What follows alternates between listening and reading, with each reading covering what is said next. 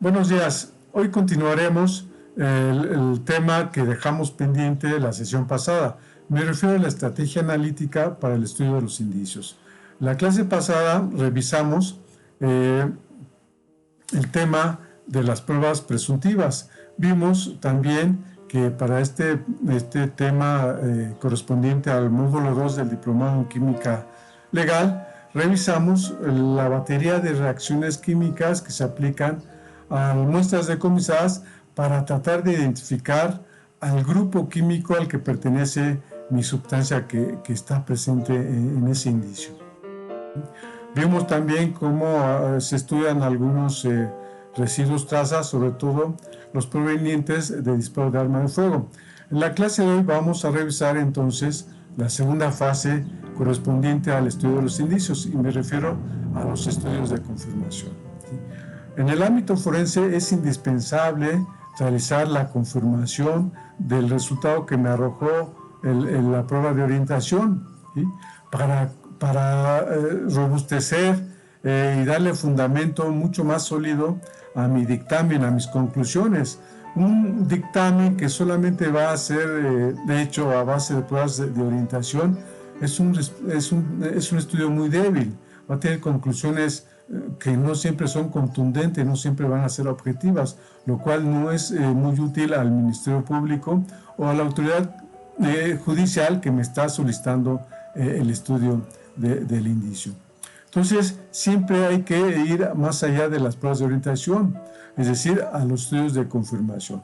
Esto implica aplicar técnicas mucho más sensibles, mucho más específicas, para darle certeza, darle objetividad a mi dictamen y con eso proveerle una información sustancial al Ministerio Público que robustezca a su vez su sentencia, su dictamen, ¿verdad?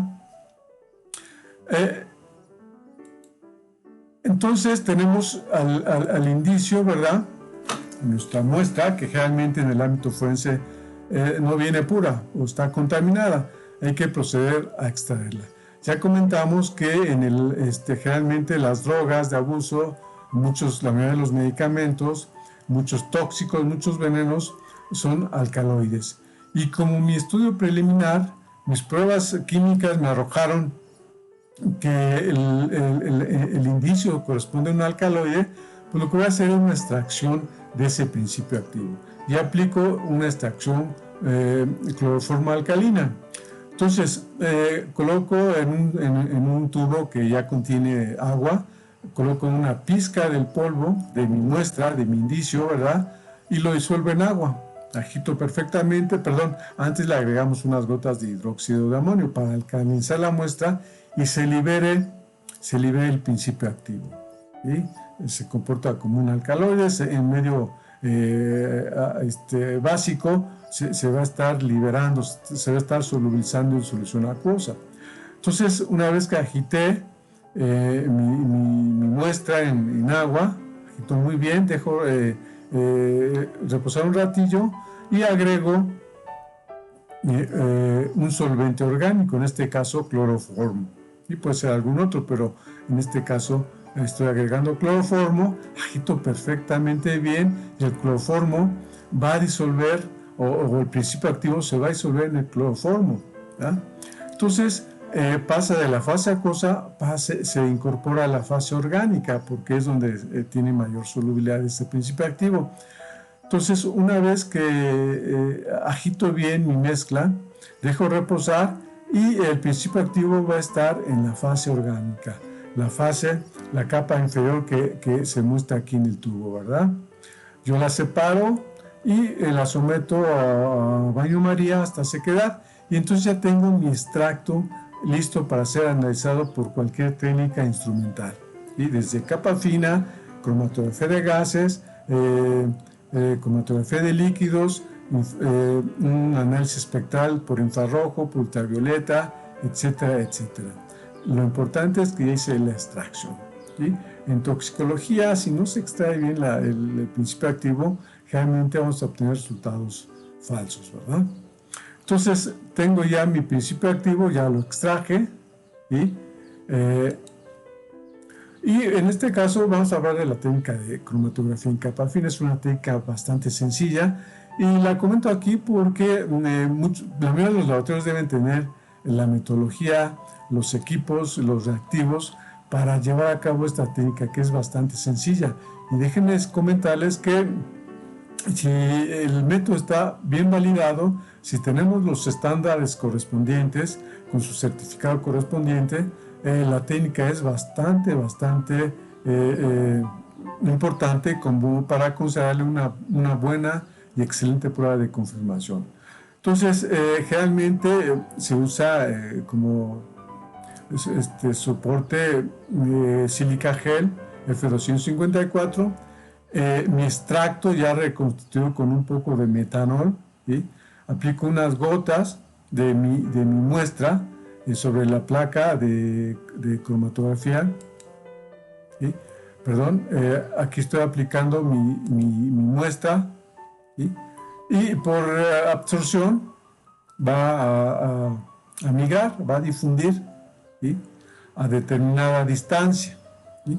Y dependiendo de los componentes que estén presentes en el extracto, se van a ir separando a diferente distancia, tomando en cuenta el punto de aplicación. Y esto se conoce, pues ustedes ya lo saben, como el RF, que es un parámetro, es un valor que me va a distinguir a cada uno de los componentes que se van a estar separando. Y si usamos una metodología tomada de algún método estandarizado,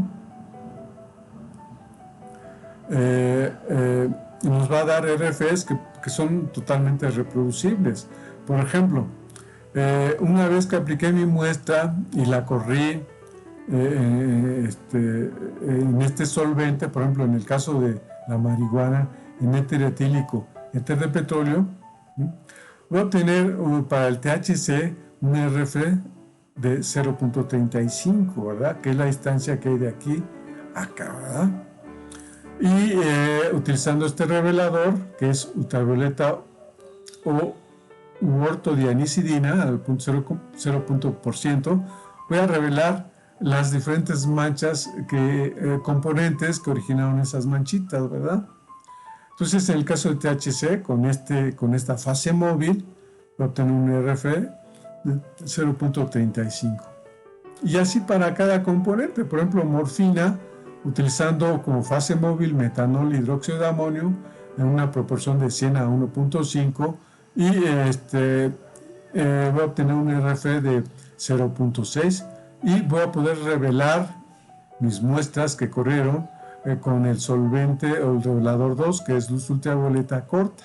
Es una lamparita de luz ultravioleta, la voy a aplicar sobre mi placa de capa fina y se va a visualizar la manchita correspondiente a la morfina, que va a ser diferente al RF de la heroína, si es que esa mezcla contiene también heroína, ¿sí? En este caso será 0.45. Entonces, aquí el problema, y como se dan cuenta, generalmente en esta técnica se recomienda correr junto a un estándar primario, ¿sí? De composición certificada. Si no se tiene ese estándar primario, pues obviamente que se recomendaría entonces utilizar un estándar secundario, un terciario, un estándar de alguna droga que el laboratorio tenga y que sepa y que reconozca por los diversos estudios que ha realizado, que corresponde al principio activo que trato de identificar, ¿no? Entonces, si esta metodología ustedes la validan, la estandarizan, ¿sí? Es una muy buena técnica de confirmación para drogas de abuso y muchos tóxicos y venenos de origen orgánico.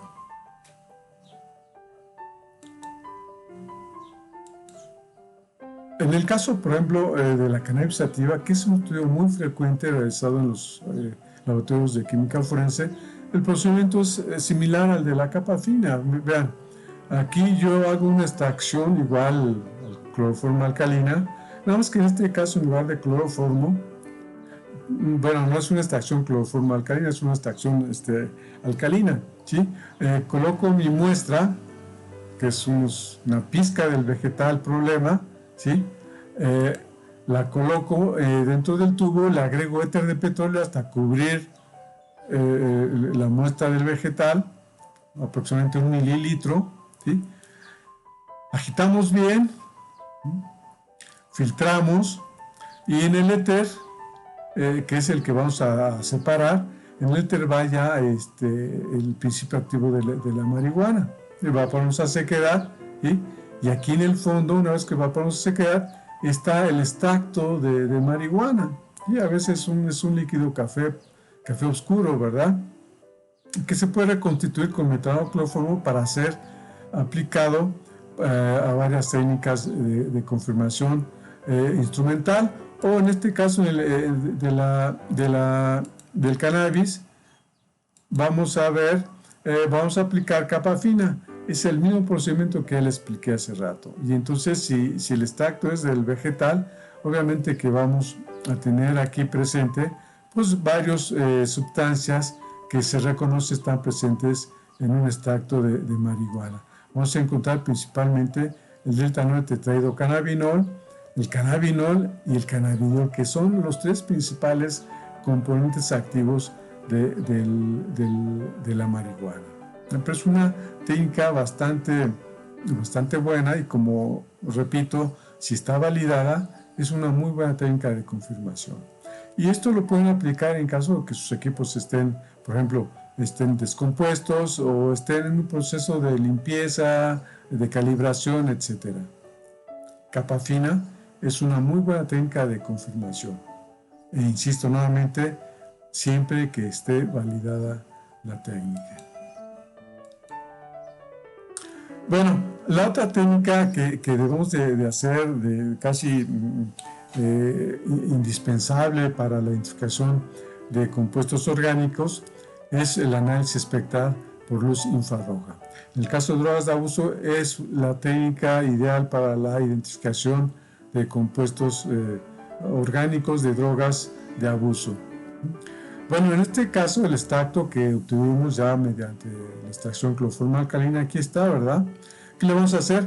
Hay 2-3 técnicas para hacer su barrido espectral. La primera es la formación de películas sobre una pastilla de bromuro de potasio.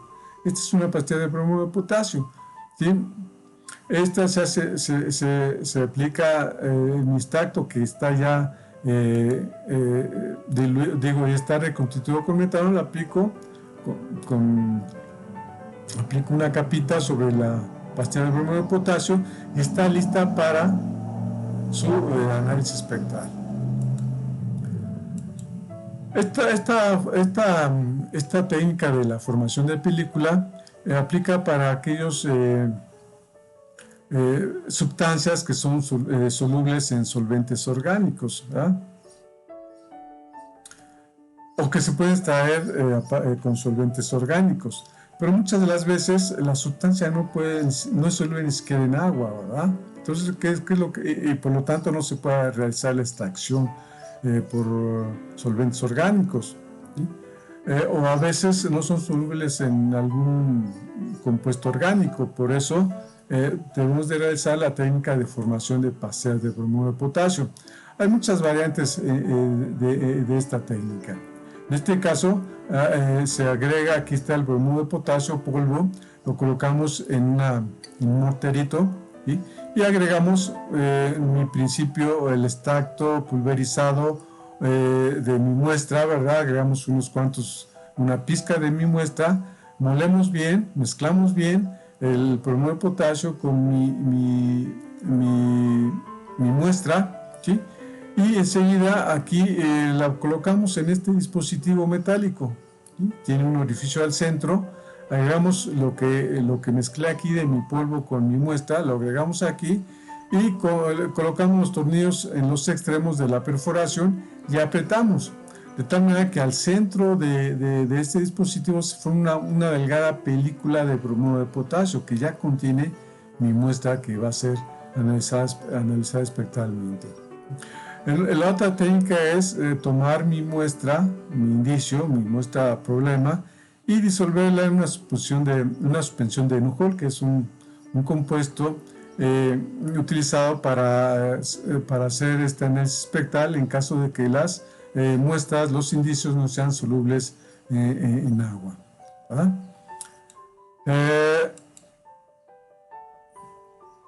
O también para sólidos puros, como aquí se menciona, ¿verdad? Déjenme decirles que actualmente ya los equipos de infrarrojo ya vienen con un dispositivo que se llama ATR, que permite el análisis directo de la muestra, ¿sí? Cuando es pura, se coloca en ese dispositivo que se llama ATR y se le realiza el barrido espectral, ¿verdad?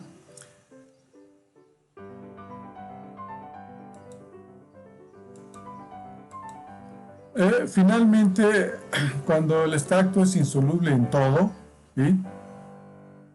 En agua, en solventes orgánicos, pues se aplica una película sobre una película de plata.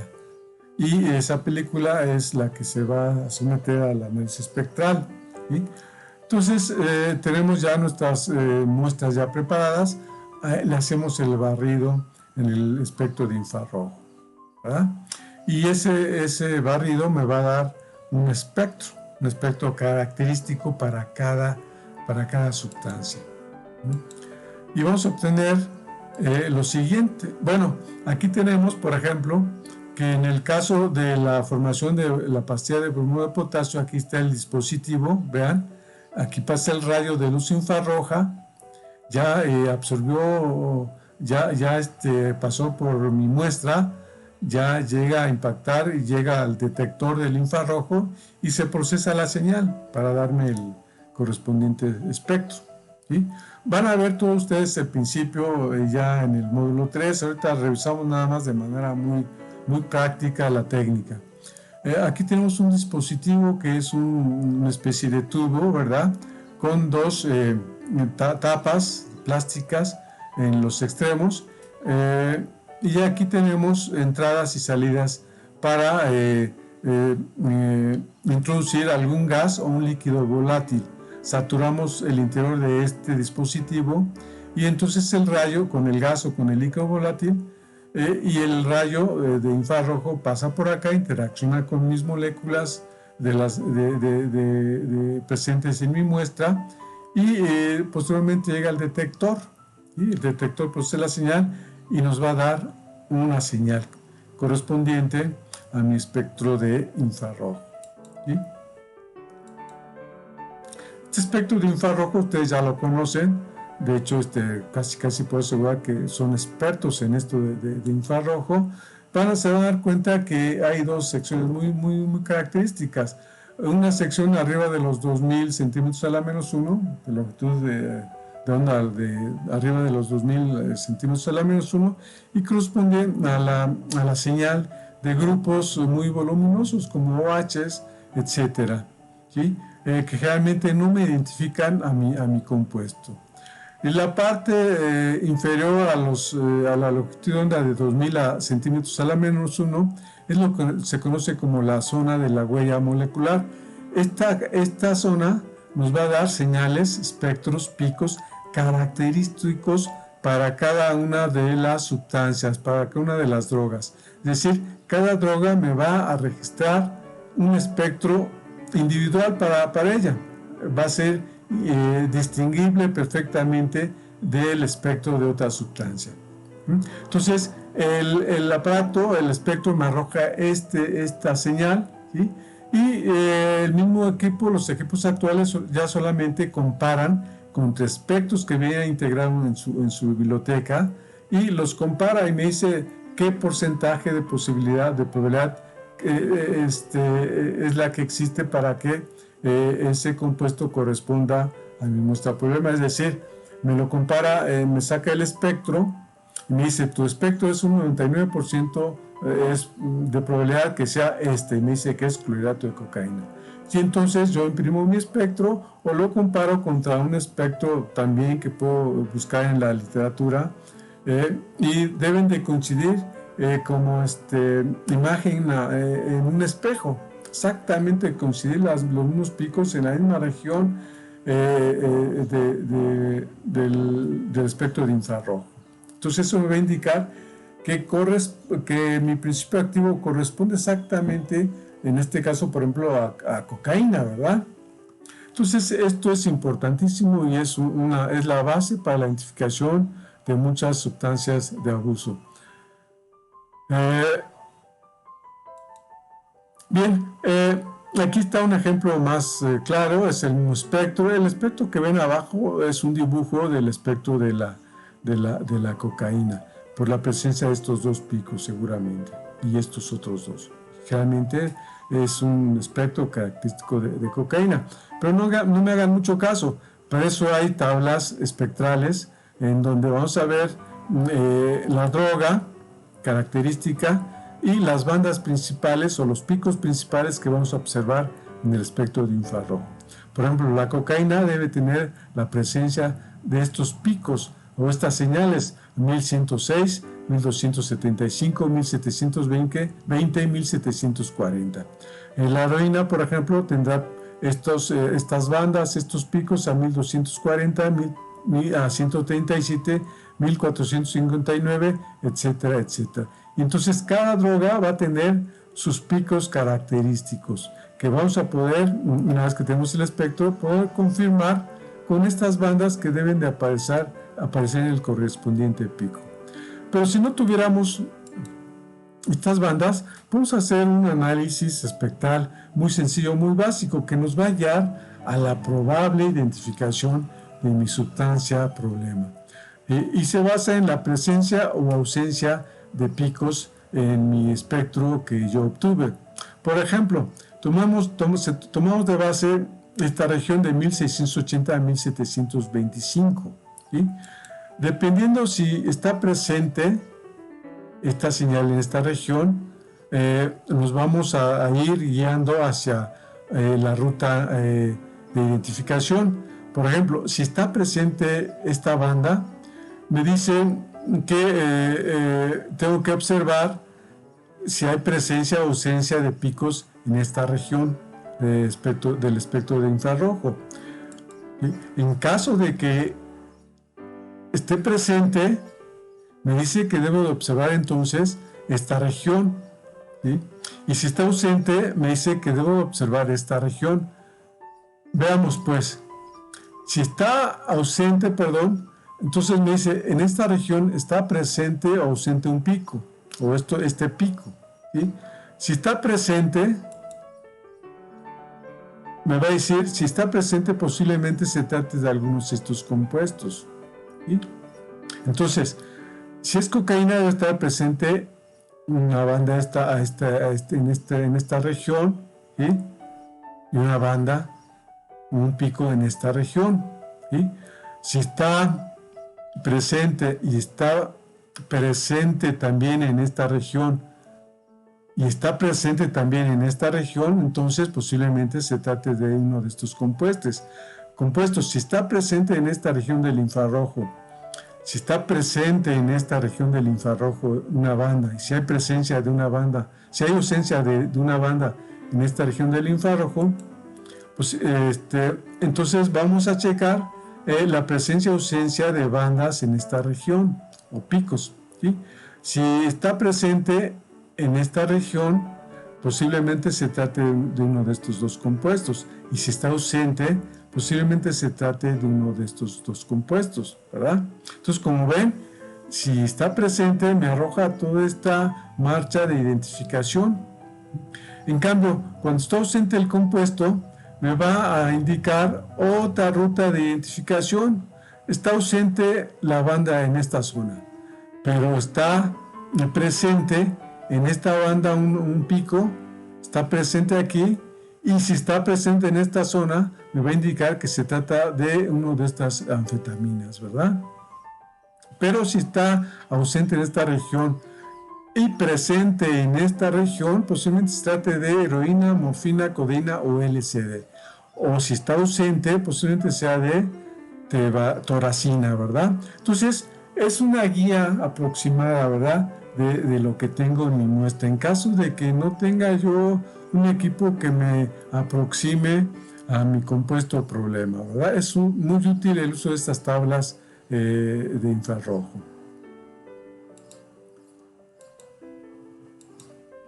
Bien, la segunda técnica de confirmación bien importante es el uso de cromatografía de gases. La cromatografía de gases es una técnica de confirmación muy importante en el ámbito forense y se aplica para separar mezclas de compuestos orgánicos, para el estudio de sustancias volátiles y en general para sustancias termoestables, ¿verdad? Que den chance de poder volatilizar a la muestra presente en mi indicio, ¿sí? Entonces, la muestra, ¿verdad?, es sometida, es inyectada aquí, ¿verdad? Es inyectada, aquí está el punto de inyección, aquí llega la muestra y este gas la va a acarrear a través de esta columna, que son se llaman columnas capilares, son tubos muy delgaditos que están recubiertos en su parte interna por sustancias con cierta polaridad o ciertas características fisicoquímicas y químicas que van a hacer que se puedan enlazar a las sustancias, ¿verdad? Entonces, inyecto mi muestra diluida en solución acuosa o X, ¿verdad? Generalmente en un compuesto orgánico.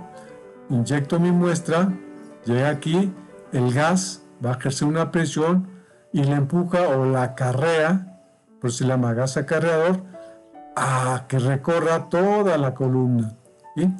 En este paso por la columna, obviamente, se está aplicando calor para volatilizar a mis compuestos, ¿sí? Entonces se volatilizan, se van separando, en principio,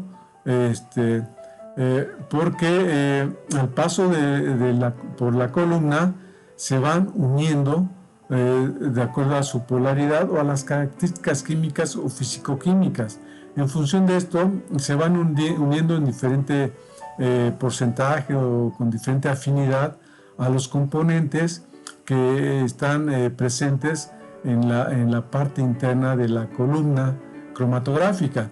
Entonces, unos a lo mejor no se enlazan, no se unen y pasan rápidamente. Es decir, si aquí están mis moléculas, pasan, y si alguien no se enlaza por cuestiones químicas o fisicoquímicas con el compuesto presente en la columna, pasa rápidamente y sale, digamos, en relativamente corto tiempo, ¿verdad?, al detector, en donde es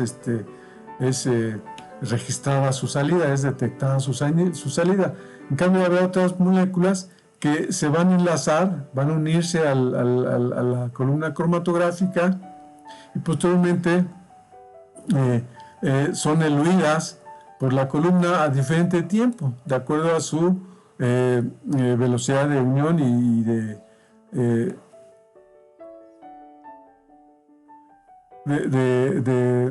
unión con el componente presente en la parte interna de la columna, ¿sí? Pero posteriormente se rompen los enlaces y va eluyendo la muestra, como les comentaba hace momento, y van eluyendo o saliendo a diferente tiempo y son detectadas por diferentes métodos. El detector una vez manda la señal al equipo, es procesada la señal y nos genera una gráfica que se conoce como cromatograma, ¿verdad?, que consiste en una señal gráfica, ¿verdad? Y dependiendo a la velocidad en que van saliendo, al tiempo en que van saliendo, pues es la identificación de esta sustancia. Por ejemplo, aquí, en esta sustancia, por ejemplo, aquí salieron o eluyeron o están presentes 3 muestras. Esta que eluyó a los 2-3 minutos, esta eluyó más, tardó más tiempo en salir, está mucho más tiempo en salir, etcétera, ¿verdad? Entonces, en esta muestra hubo 3 componentes. ¿Cuáles son? Pues obviamente que en función de su tiempo de retención, tiempo de salida, tiempo en que tardan en salir, va a corresponder al tipo de compuesto que voy a identificar. Realmente estos tiempos de retención, si se manejan con métodos estandarizados, siempre van a ser constantes y podemos compararlos en las en la bibliografía especializada.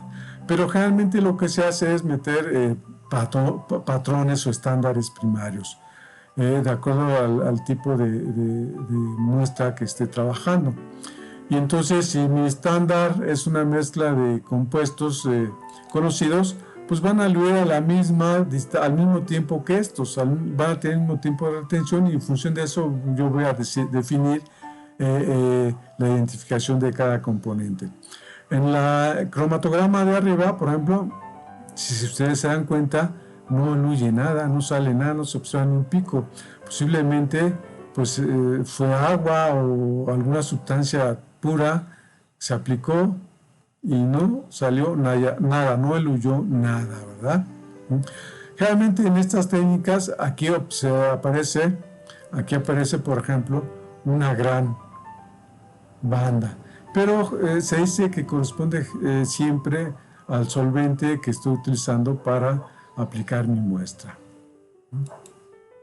Entonces, esta técnica es muy socorrida para identificación de drogas de abuso y otros compuestos de interés forense, como por ejemplo la identificación y cuantificación de etanol o metanol o cualquier otro compuesto volátil de naturaleza orgánica, algún éter, algún aldehído.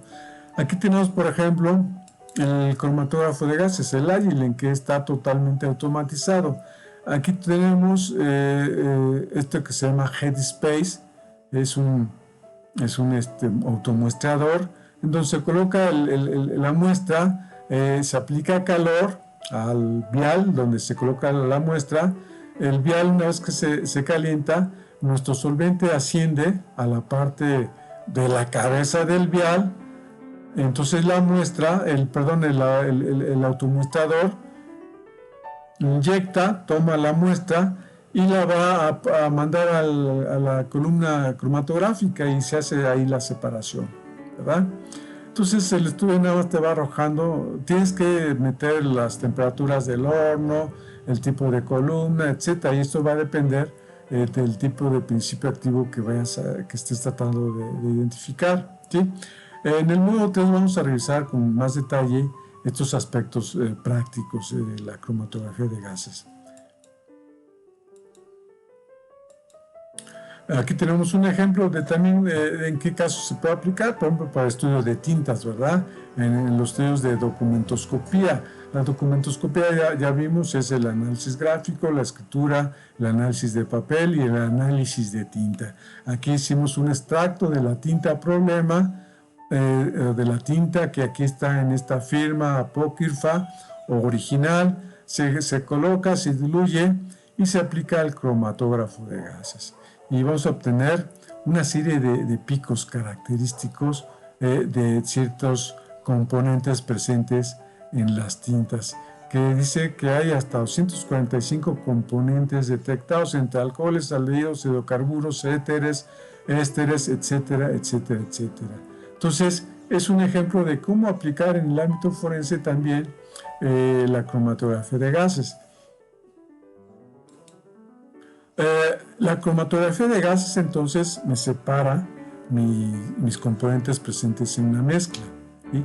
Y me los detecta por ciertos métodos que no son muy específicos, no tienen alta sensibilidad. Si ese detector del cromatógrafo de gases se lo cambio y le inserto un detector de masas, ya tengo un equipo combinado. Es un cromatógrafo de gases con un detector de masas. Y esta unión, este acople de cromatografía de gases con un detector de masas es lo que se conoce como cromatografía de gases acoplada a espectrometría de masas. Es una técnica altamente recomendada para los estudios de antidoping. Y no solamente de antidoping, para la identificación de muestras de origen orgánico en general. Básicamente consiste en lo siguiente.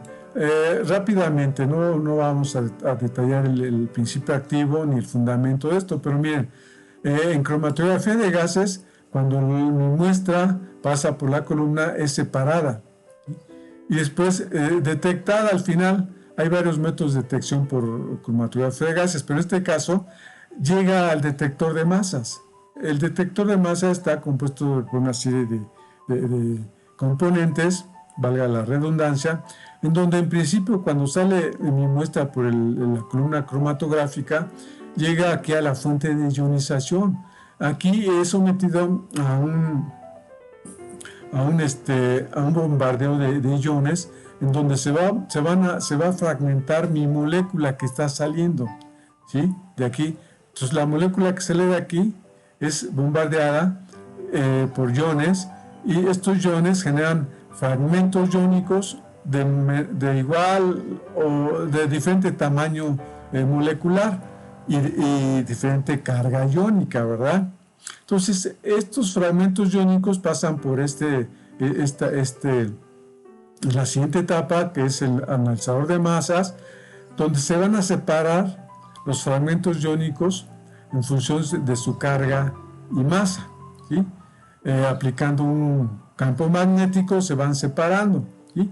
Y van siendo detectados por el equipo, que genera una señal que me va a proporcionar una gráfica. En principio un cromatograma iónico, después un espectrograma de masas, ¿verdad?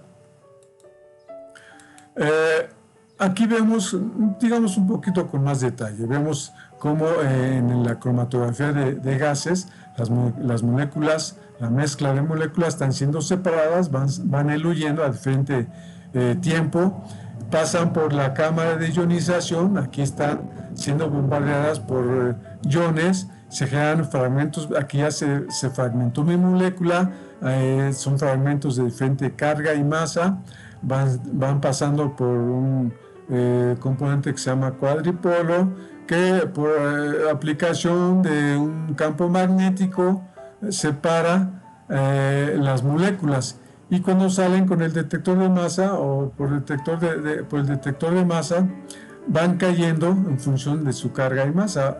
Hay un punto de deflexión, una curva de deflexión. Las moléculas de mayor tamaño caen rápidamente. Las moléculas más pesadas, más ligeras, tienen una curva de deflexión más prolongada, y en función de eso se están siendo separadas y detectadas por el espectrómetro de masas, y me genera mi cromatograma iónico y mi espectrómetro de masas. Y esto se dice que sí es la verdadera huella molecular de cada compuesto. Que está arriba, por ejemplo, en este caso tenemos al cromatograma iónico de la cocaína, ¿verdad?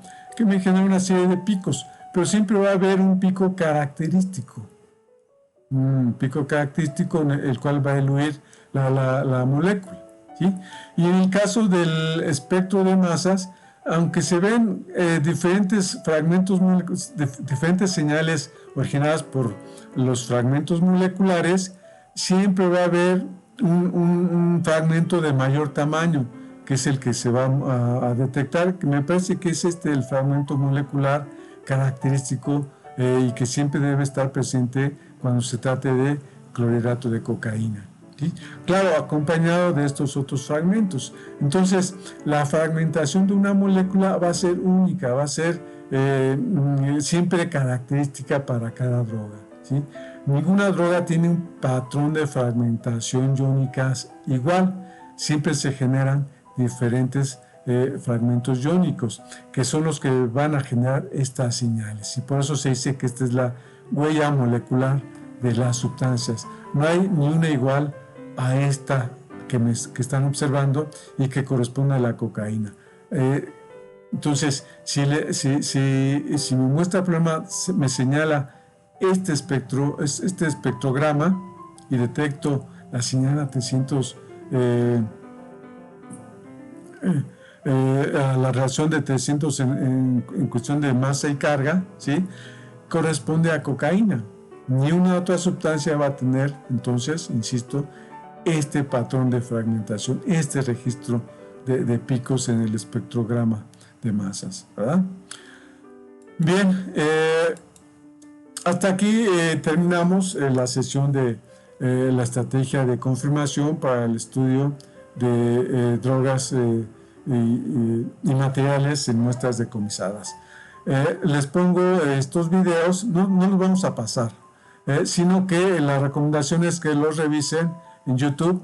Este es el enlace, por favor, véanlos, revísenlos, no son muy prolongados, son 10 minutos cada uno, pero van a entender con mayor detalle el fundamento de cromatografía de gases y de gases acoplado a espectrometría de masas.